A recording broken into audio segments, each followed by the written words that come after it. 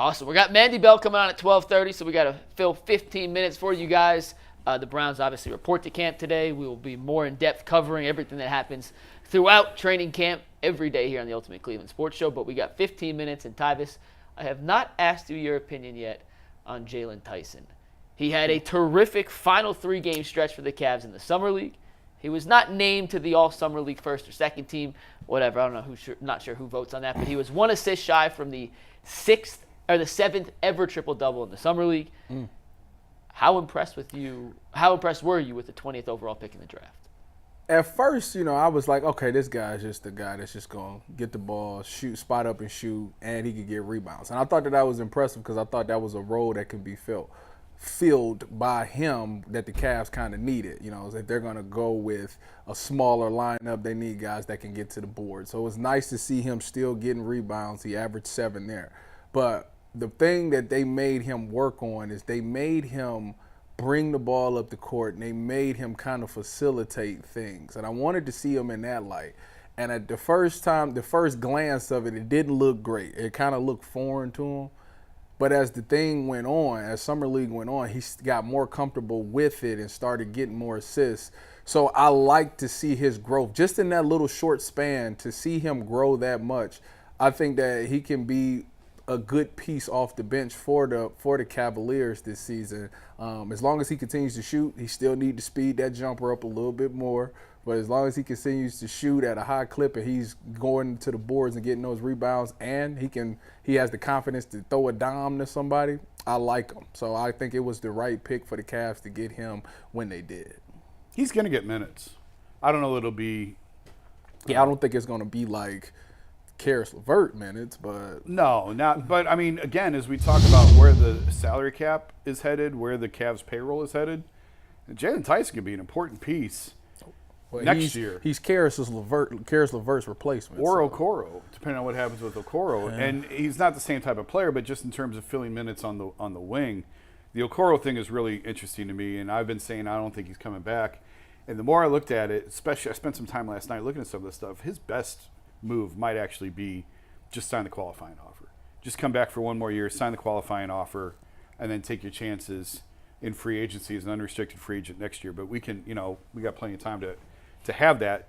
But for Jaylon Tyson, a lot of his minutes I think will be predicated on the guys in front of him, Caris LeVert, Okoro, if he's here or not. But there is a role for him on this team. And particularly, I know, we're talking about this year, but again, as we look ahead one year, for sure next year, is Caris LeVert back on this team? Probably not. Is Isaac Okoro back on this team? Probably not.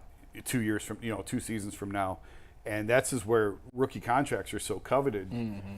So I think, Jaylon Tyson, this year will be an acclimation year for him. He'll play. He's going to get minutes, particularly as the year goes on. I think he can find a spot in this rotation. And for sure, going into year 2, I think he's going to have an important role on this team. If everybody's healthy, he's going to have to fight for minutes, and there's a logjam at that 2-3 wing position that will have to get sorted out. And part of sorting that out is training camp battles, who's playing well, who's hot, who's not, et cetera, et cetera.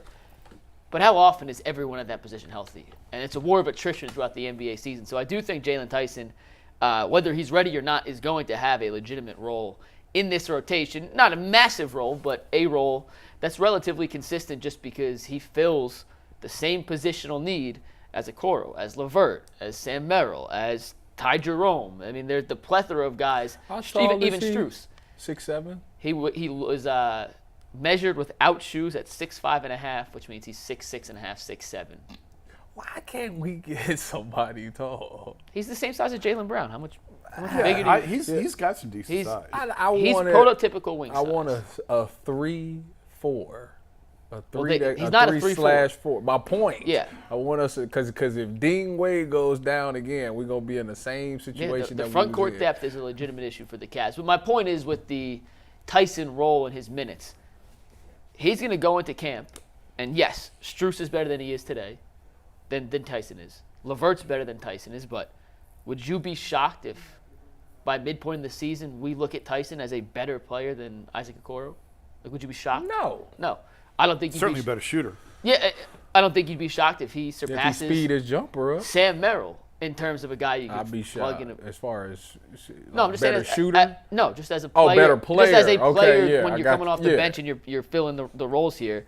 And I made a whole list of these guys, and then I just got an email, so I got to pull it back up. But there's a logjam at that 2-3 spot. And the question is, and Ty Jerome, like if he was better than Ty Jerome, who knows if Ty Jerome's even alive at this point? That's Earl's boy. We haven't seen him in forever. I don't think it's impossible for him to be the 9th guy off the bench for the Cavs as a rookie. No. Play 10, 12 minutes a game, and if guys are hurt, steps in, fills a bigger role. He gives you a little more size and versatility on the defensive end. He gives you a different stylistic secondary creator option on offense.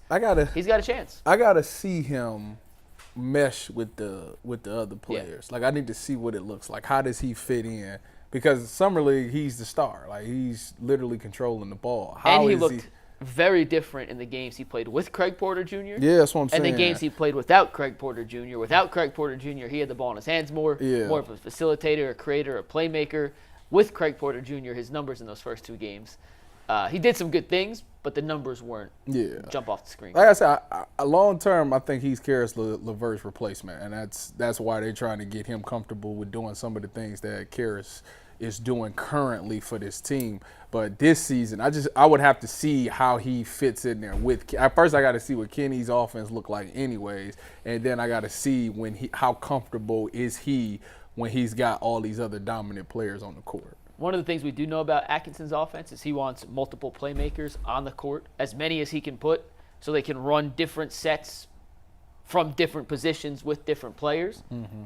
And Tyson certainly fits the mold of a secondary playmaker a lot more than a guy like Merrill or Okoro, Okoro has his own skill set. They're very different players. Yeah. But a guy like that theoretically would. He's comfortable with the ball in his hand. He played that way. Yeah, he looked good. I mean, like I said, the couple of Summer League games that I saw him, he did a good job of bringing the ball up. I mean, it was literally they got the ball, gave it to him, and he literally pushed it up the court, and he was able to facilitate. And he looked fine. He looked very comfortable doing it. So that was very good to see that, because I know at some point of the season he might have that responsibility. I hate the guys that get the ball and immediately look to give it to somebody else. Like, I hate that. Like, get the ball and be comfortable to at least dribble it up the court. Like, don't let them take it from you, but be at least comfortable with bringing it up the court, because you never know. Not some other guy sprinting. If we going in transition, if we're going to be one of those teams that's getting out in transition and sprinting Which around. Atkinson likes to do. Yeah, he got to be able to push the tempo. Like, get the ball up the court. We can't be looking for one person. Like, get it and push the ball up the court so that guy can get up the court and we can make a play before they even get set on defense. Yeah. I was impressed mostly with his passing ability and his ability to find cutters when he drove. Defense collapsed to find the extra guy, because that wasn't something we saw a ton of from him at Cal. Yeah. And the more I go back and think about it, I think he was just like, shoot, a bad shot for me at Cal is better than a decent look for some of these other guys. He gets in Summer League, and guys like Hunter Couture. I got a question for you, Summer League question. How much of that style of play and offense that the Cavs ran, is that a translation of what Kenny wants to run, or do that head coach for Summer League runs his own stuff? They don't run anything. They just curious. play. I'm just curious. Kenny was only out there for a few days. I was surprised he was there at all. I didn't think he was going to be there at all. Yeah, when you texted me that, I didn't think he was going to show up. Yeah, he was. I think they ran through 1 or 2 practices, but you don't really have your team. You know, what you saw is not what the Cavs offense is going to look like. Okay. Now they did have a lot of their guys out there. I did not see Donovan out there. But, like, Jarrett was out there, Darius was out there. Struce, Mobley were both out there. Yeah, so they had a lot of their guys, and I think they got together with Atkinson at some point and went over some things. But what you saw on that floor, I wouldn't read too much into it. You have essentially one practice to install an offense with 12 guys. Half of them have played together before. The other half have never been on the court with them. Yeah. You essentially, all right, we're going to call pick and roll fist or whatever. We're going to call the generic, it'd be like in football. It's the most basic install of all time. It's the first preseason game where none of the starters play. Yes. Or the last, however they want to do it. Wherever none of the starters play, so they're gonna make the playbook vanilla so everybody can play in the game. Yeah, we're gonna put in just enough that we could call something from the sideline so you know where to go. But it's a high. I bet you every team in the summer league, if you were to go back and watch, ran the exact same 3 plays, and then a couple of them, if they played more together, like Miami or Memphis who made the championship, added a wrinkle or 2 in. But it's essentially copy and paste. All right. Great lesson. I was just curious. Last thing with Jaylon Tyson, then I'll let Ant do a read, then we'll get Manny Bell ready. A, he looks physical, and B, his personality is infectious. Mm-hmm. Anyone you heard talk about him or anytime you heard him on a mic from Vegas, like, this dude just seems to get it. And it's summer league. That may mean nothing in the future. He may be pissed off he doesn't get the ball enough, or he may not mesh with someone, whatever. That dude is an infectious personality. It's going to fit right in my opinion, to what they need in the locker room. That's how I feel about Jason.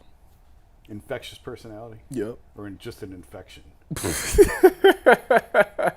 No, and we saw that with Jaylon Tyson at the introductory press conference, cracking jokes and very loose and very, I think the locker room is not a concern with that guy at all. No, he seems like he's going to fit right in. Seems like a great hang, for being honest. Yeah. Like, in terms of all the, it with you? In terms of, I actually covered, I didn't realize this, I covered his high school state championship game when he was in Texas. They do all the state championship games on one day. Yeah. And the team I was covering played in the game after his game. Where do they do those? Dallas? Or what do at the Alamo Dome in San Antonio. Oh, that's right. Yeah. I knew that. I saw him play, and it was like, oh, he's good. He's going to Texas. Clearly was the best player on the court. And then it didn't hit me until I was reading the bio, and that was him. So that's a shame. Why? That you didn't remember this guy. You should have been able I was just there. Like, I didn't. He wasn't even covering him. So what? Just there. Yeah, I mean, people didn't know, wasn't covering LeBron, and just so happened to see different level of prospect than LeBron James. And Jaylon Tyson.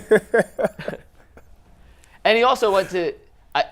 When I put 2 and 2 together, I remembered it. Yeah. But he went to Texas, then Texas Tech, then Cal. This was in 2018. It was his junior year. Like, it's been a while. So.